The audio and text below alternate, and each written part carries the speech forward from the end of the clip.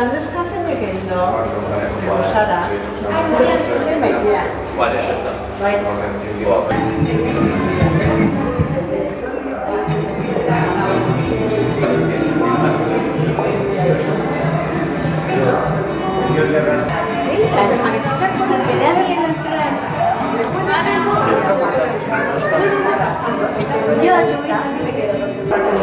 Estamos la foto con la cebra, digo, mira cómo se ha salido la foto. Bertan gaude urtero bat gehiago bezala, Arte Ederretako eskolako ikasleen lanak ikusteko. Esan erakusketa hau bi aldi desberdinetan ikusiko dugula. Lehenengo hau helduena izango da eta egongo da oraindik 23 bitartean. Eta umena gero 23tik uztailaren 6 bitartean. Eta helduen lanak esan daiteke 5 teknika desberdin daudela. Txuri beltzean dauden marrazki batzuk, kreta teknikarekin, gero raskado teknika edo deitu dezakeguna,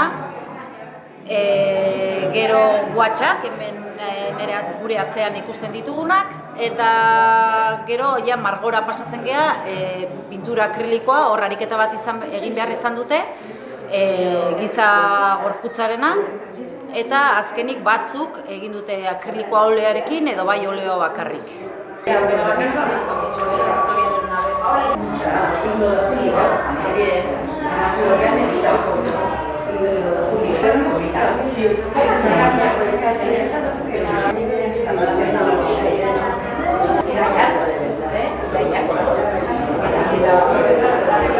Bigarren zatia umenak izango dela eta bertan 6 urte, 7 eta 8 urtekok tenperarekin egin dute muralak.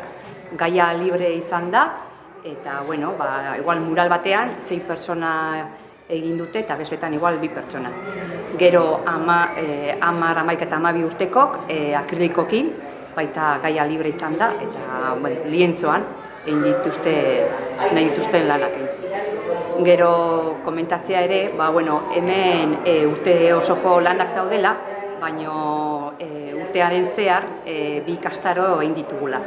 Bat egin degula Zume ikastaroa, Koldo Galernok eman duela, eta gero orain egin behar dugudan, parten, goizetik, eskulanak eta horrela. Gero aurten egingo dugu Fimorekin.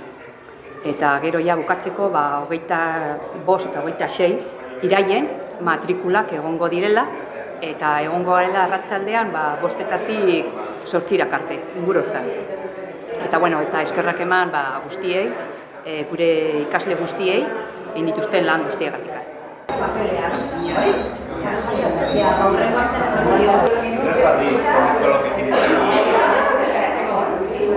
Gracias.